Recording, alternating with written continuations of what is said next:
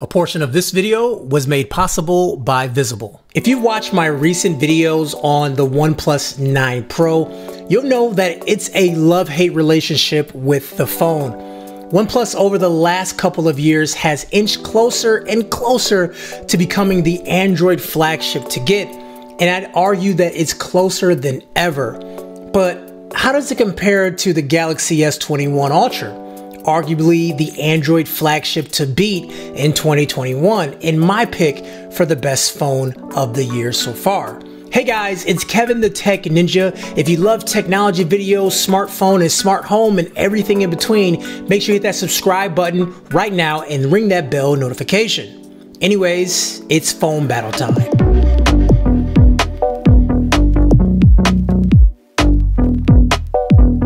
Side by side, the Galaxy S21 Ultra is definitely the bigger phone. It's thicker, wider, and heavier at 227 grams compared to the OnePlus 9 Pro at 197 grams.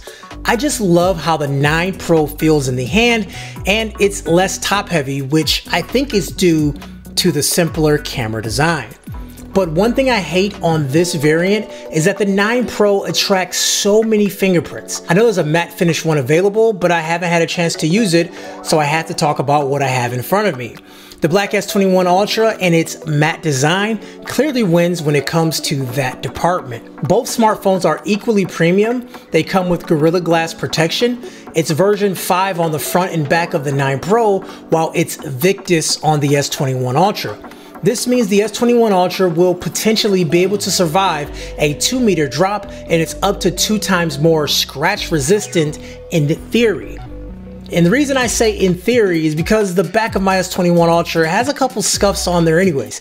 I can't feel it. I won't say it's a scratch, but it's a scuff that won't come out. Now, things like IP68 certification on both smartphones are a given, so pretty much even on that front.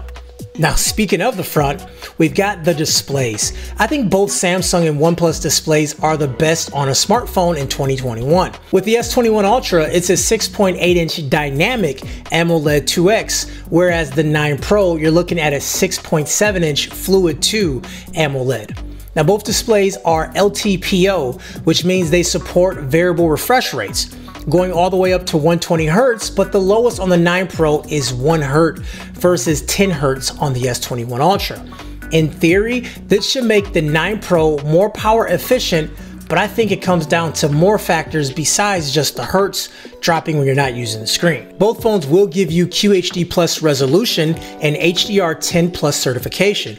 But the S21 Ultra has a slightly higher peak brightness of 1500 nits compared to 1300 nits of peak brightness on the 9 Pro. But forget the specs for a moment. Taking both of these phones outside, cranking the brightness up to its max settings, I can't tell the difference. But I think where these smartphones start to go on different paths is with display design. Both phones are going with the hole punch design, so the S21 Ultra has it in the center and the 9 Pro has it towards the edge. Now, speaking of edge, the 9 Pro has a much bigger curve on its display compared to the S21 Ultra.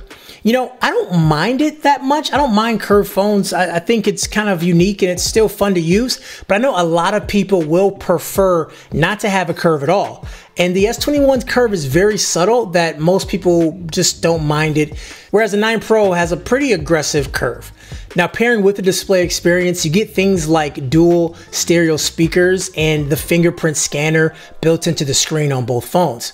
I give the S21 Ultra an A+ for audio, where the 9 Pro gets somewhere between an A and A-.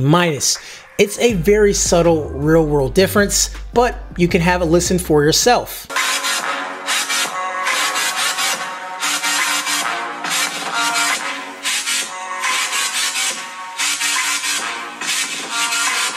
By now, you've probably heard me speak about why I like Visible so much. It's a straightforward wireless service that you can activate from your home in 15 minutes or less with an eSIM-capable device. Visible has always been focused on making wireless service affordable and accessible. With Party Pay, you can get unlimited data for as low as $25 a month, powered by Verizon, 5G included. If you've already signed up, I have some great news for you. With Visible's Bring a Friend program, for each new Visible member you refer that signs up, you will receive phone service for $5 a month. Refer up to 12 and you could pay $5 a month for the whole year. Hit my links down below to find out more about the Bring a Friend program. The fingerprint scanners on the phones are also a bit different. There is an ultrasonic scanner on the S21 versus an optical one on the 9 Pro. I haven't had much trouble using either. I think both are pretty accurate. The 9 Pro seems to be just a hair faster, but that could just be a placebo or something in my mind telling me that.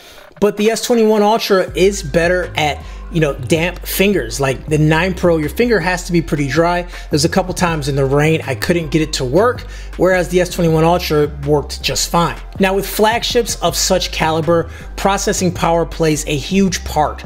So internally, you're looking at a Qualcomm Snapdragon 888 octa-core processor with 16 gigabytes of RAM on the S21 Ultra and 12 gigabytes of RAM on the 9 Pro. You can also get up to 512 gigabytes of UFS 3.1 storage on the Samsung flagship compared to half of that on the 9 Pro.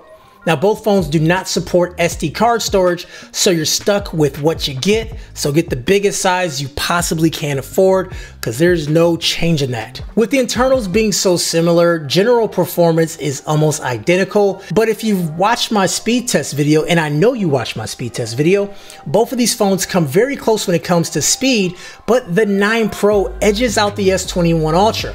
I would say using the phone side by side, the 9 Pro is just zippier, but everyday usage, I don't think you'd notice it. I think a lot of this comes down to software, where it's One UI 3.1 versus Oxygen OS 11. I am a huge fan of OnePlus's Oxygen OS. I think it feels like a ROM. So back in the day with Android, you had to like flash these different softwares to get all these special features.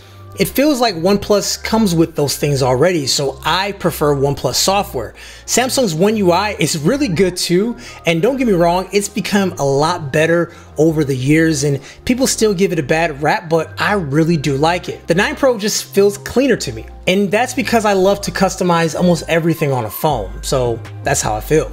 Now, One UI comes with a lot of stuff baked in. I'd say as far as features, One UI has more. It even has DeX, which is something that I don't particularly use, but Samsung has pushed the envelope when it comes to software already. Now, the whole debate about updates isn't really relevant anymore because Samsung and OnePlus, they've become very timely with security patches and updates over the past year. So much so that Samsung flagships have actually gotten updates faster than OnePlus. But as I said, that's a very subjective topic, and that's how I feel. What might not be so subjective is camera performance.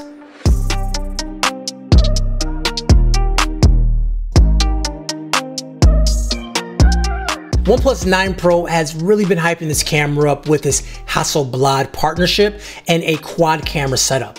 Also, some pretty lofty specs too, like a 48 megapixel primary wide camera and also an 8 megapixel telephoto and a 50 megapixel ultra wide with a 2 megapixel monochrome sensor. To me, OnePlus's camera has gotten a lot better over last year's camera, but it has one major problem, and that is its own hype. I think OnePlus hyped the camera up too much, where my expectations were way too high, to the point where OnePlus couldn't have possibly met those expectations. And also there's a couple of things too that it has issue with, like color balance between lenses, optical zoom range, and video recording. So it does have these crazy specs like 8K 30 frames per second, but it's just not really good at that. You compare it to the optics with the S21 Ultra and you start to see some big differences.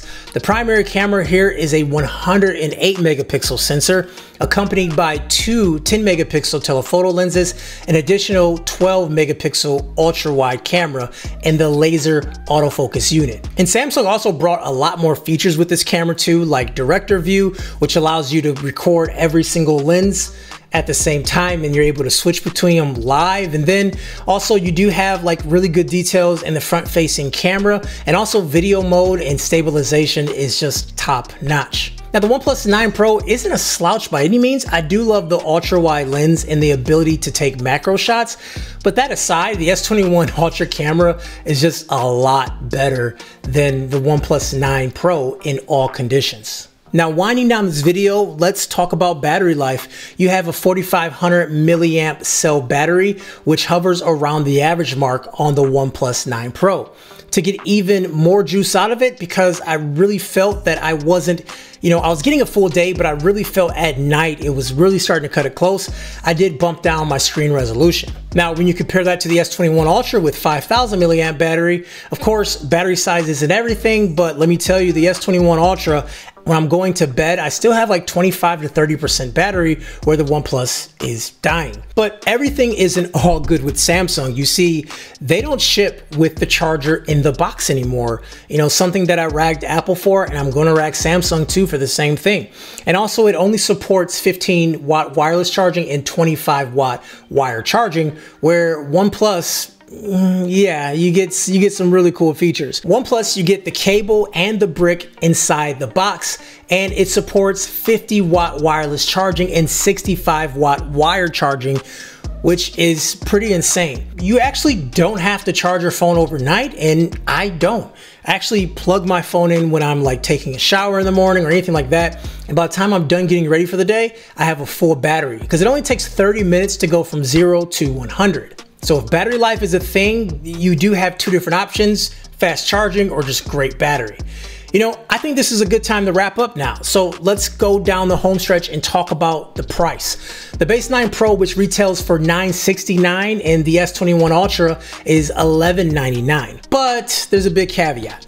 You can get the S21 Ultra much cheaper than that all the time. They're running deals. In Samsung's exchange and trade-in policies, the phone could actually go down to $500. And this is a system that OnePlus just can't compete with. I've said in previous videos that the OnePlus 9 price tag just isn't right. Even though the S21 Ultra is more expensive, I think it justifies it, because once you buy into it, you can always get the next Samsung phone for a lesser price. And that's something OnePlus can't do. So while the OnePlus 9 Pro is closer than ever being the flagship phone, I think the price is actually holding it back for being the best phone. I think spec for spec, and then you factor in camera, the S21 Ultra is just a better phone all around. As always, guys, those are just my opinions. I want to know what yours are. I'm Kevin the Tech Ninja. Have yourself a great day, and I'll catch you guys later. Peace. And once again, a big thanks to Visible Mobile for sponsoring this video, and make sure you use my links down below to sign up for Visible.